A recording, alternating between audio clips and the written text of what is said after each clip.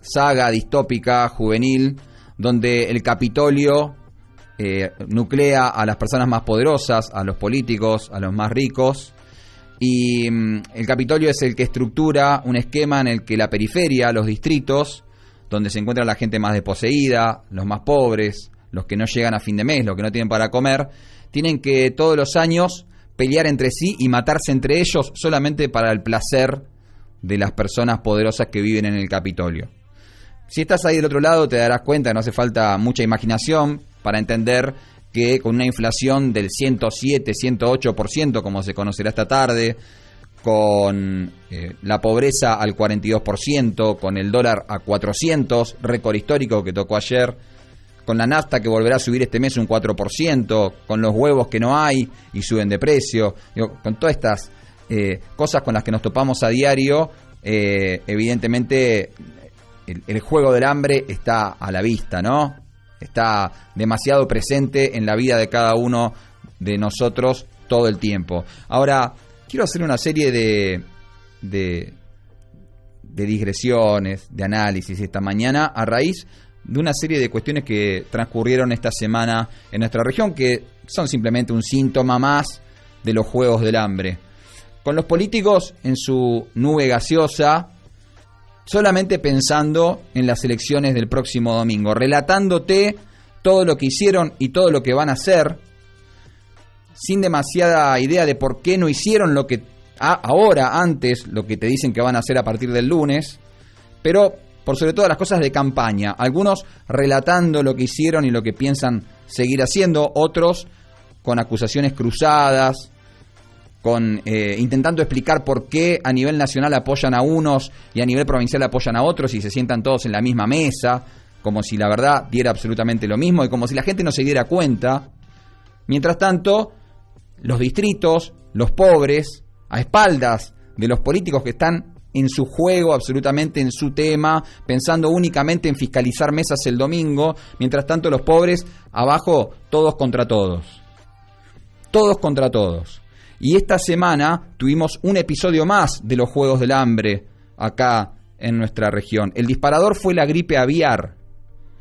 Una gripe que llega desde afuera, que viene exógena, que cae de repente en la región y golpea fuerte, por supuesto, con el sacrificio de aves en distintos lugares de la provincia, con el cierre de exportaciones de pollo, pérdidas millonarias, sin lugar a dudas. Ahora, el día miércoles pasado, tuvimos acá en la región un episodio que hace mucho tiempo no se registraba. Y es un corte absolutamente total, una parálisis total en los puentes carreteros que unen Cipolletti con Neuquén. Hace mucho tiempo que no sucedía. En general los cortes son mucho más flexibles, duran un par de horas, pero el otro día fue caótico. Ahora, en el medio, por supuesto, está la fuente laboral de más de 1.200 personas, por supuesto. Pero empiezan a suceder cosas que ponen en tela de juicio y ponen a la vista algunas cuestiones que son muy, pero muy sensibles y que vale la pena volver a repasar. En uno de los piquetes que tuvo lugar esta semana, puntualmente en el que estaba en la zona del tercer puente que une Cipolletti con Neuquén, un loquito, un trastornado, uno de estos que tiene pocas pulgas, quiso pasar de prepo el piquete y atropelló a 3 personas. Y se llevó puesto a 3 compañeros que estaban manifestando, pidiendo por su fuente laboral. Por supuesto es absolutamente injustificable, porque cuando hay una persona delante de un vehículo, sea lo que sea que esa persona esté haciendo, vos lo que tenés que hacer es detener el vehículo.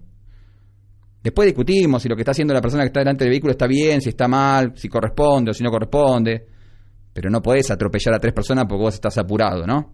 Entonces, absolutamente injustificable. Ahora, hablando con una de las personas que estaba en ese lugar, que me relataba el hecho, me dice, uno de los manifestantes, con pechera, que estaba cortando ahí el lugar, me dice, y uno entiende lo que le pasa a la gente, ¿no? Pero creo que no es la manera. Ahora, pongo entre comillas ese comentario de ese manifestante, y digo, ¿cuántas cosas que encierra ese comentario? Por supuesto, si uno le pregunta al automovilista que estaba ahí clavado, algunos estuvieron 2 horas esperando para poder cruzar, qué opina de la protesta de los trabajadores de Pollolín, probablemente el comentario sea el mismo. Y uno entiende lo que le pasa a la gente, pero no es la manera, ¿no? Porque la verdad, digo, por supuesto, los trabajadores tienen derechos y tienen que ser respetados. Pero hay ámbitos para discutir los derechos de los trabajadores, ¿viste? De repente, y voy a decir algo que me atajo, no es de derecha decir que no está bueno cortar la calle, amigo. Esto nos tenemos que poner de acuerdo en algún momento. Y está bueno, viste, en campaña hablarlo, pero viste que los políticos no te dicen, entre todos los que estuvimos escuchando estos días acá, ninguno habló. Bueno, hubo uno que sí. Pero claro, cuando viene un libertario y te dice, lo primero que voy a hacer es liberar la calle, decís, claro, qué fascista. Claro, qué de derecha.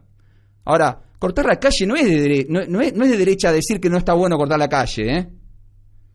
Y uno entiende, por supuesto, cuando hay un movimiento social cortando la calle, pidiendo para poder cobrar un plan de 80.000 pesos para poder llegar a fin de mes, y decís, y uno entiende lo que le pasa a la gente, pero no es la manera, ¿no? Como diría el manifestante del otro día.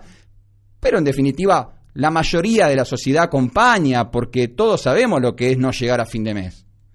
Ahora, cuando hay un trabajador de una empresa, de una mega empresa, digo, ¿de verdad el trabajador de esa mega empresa necesita complicarle la vida a todo el resto de los trabajadores antes de ir a reclamar a su propia empresa? Porque digo, ¿hicieron una manifestación los trabajadores en la empresa por su salario? Digo, ahí en el piquete comentaban que la empresa les pagó el 75% del salario este mes y que corren riesgo de despidos muchos de los compañeros.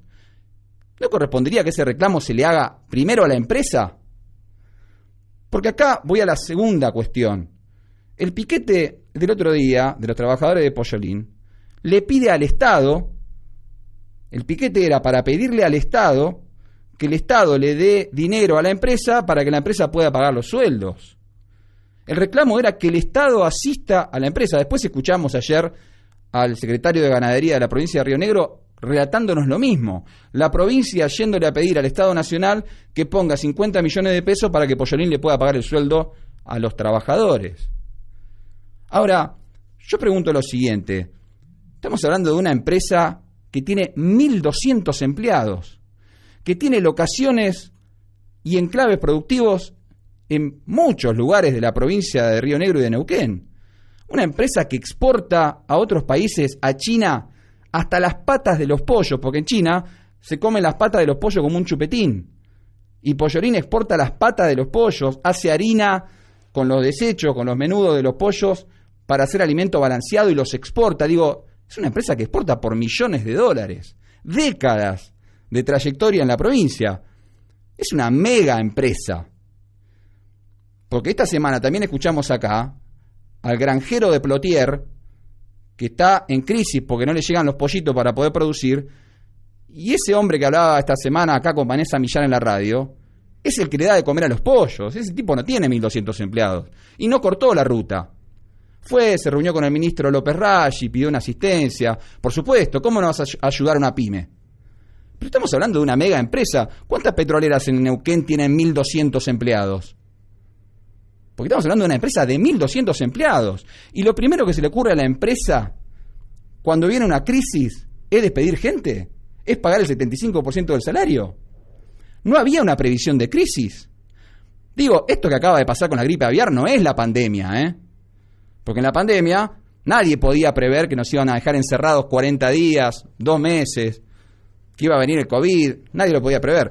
Pero si vos crías aves, la gripe aviar es parte de tu riesgo empresario. Como es la pedrada que cae cada tanto y arruina la fruta para el que cultiva peras y manzanas, o como es la sequía que está azotando el país para el productor de soja. Ahora, lo que llama la atención es el rol en el que se pone el Estado, ¿no? Porque, digo, estos son los mismos empresarios que después cuando vos los entrevistás se llenan la boca hablando del déficit fiscal, de la presión impositiva, de cómo el Estado es ineficiente. Pero después, ante la primera de cambio, cuando a ellos les empieza a ir mal, salen corriendo a pedir al Estado que el Estado ponga 50 palos para pagarle el sueldo a la gente. Cuando hay un pobre tipo que no llega a fin de mes y corta la calle para pedir 80.000 pesos porque no llega para comer y darle leche y pan a los pibes, entonces ese tipo es un planero, un subsidiado, un vago que no quiere laburar, que va y le pide al Estado. Pero resulta que los empresarios, ante la primera de cambio, con algo que es parte del riesgo empresario, si vos criás pollos, los pollos se pueden enfermar, amigo. Ahora, ¿se enferman los pollos si le vas a pedir guita al Estado? ¿Cómo es la cuestión? El Estado termina siendo, viste, como ese amigo que todo el mundo desprecia, ese mundo, ese pibe que nadie quiere, viste, no lo querés en la fiesta porque es un pesado, entonces no lo invita a nadie. Pero resulta que cuando el más canchero del grupo de amigos se queda sin laburo, lo primero que hace es ir a tocarle el timbre al pesado para que le preste un mango. Digo, ¿no? No había ahorro en una mega empresa de 1.200 empleados no tiene un activo que pueda liquidar para poder pagar los sueldos antes de ir a tocarle la puerta al Estado para que ponga 50 millones. ¿El empresario no es planero cuando va a pedir plata? ¿El empresario sí puede pedir un subsidio? Entonces me parece que en los Juegos del Hambre siempre gana el Capitolio. Y los distritos, los pobres, se terminan peleando con los pobres. Se notaba mucho, chicos, el otro día, en el piquete. Un sindicato yendo a cortar la calle para pedirle al Estado que ponga la guita porque la empresa que tiene 1.200 empleados y exporta por millones no puede pagar. Muy raro, ¿eh? Se notaba demasiado. Y la culpa no lo tiene la gente, ¿eh? Ojo, quiero salvar esta situación y decir lo siguiente. El pobre hombre que estaba cortando la ruta el otro día y me contaba, de verdad cree que su trabajo corre peligro y de verdad siente que el Estado tiene que salvarlo, pero yo le diría, andá y tocar el timbre a Pollolín. Sabemos todo dónde queda. Conocemos todo dónde están. Entonces, los empresarios tendrían que empezar a darse cuenta que a veces, si criticamos tanto al Estado, si pedimos que el Estado no tenga déficit fiscal, si acusamos al Estado de ineficiente, entonces, cuando las papas queman y cuando aprieta el zapato, lo que hay que hacer es asumir el riesgo empresario, ganar un poquitito menos, liquidar un activo, hacer un viajecito menos y pagarle a la gente. Porque si no, los Juegos del Hambre siempre tienen los mismos perdedores y los mismos ganadores. Son las 8 de la mañana, 28 minutos. Te acompañamos en Voz a Diario hasta las 10. Te invitamos a que te quedes ahí con nosotros. Ya seguimos en Río Negro Radio. RN, una nueva conexión. Con vos.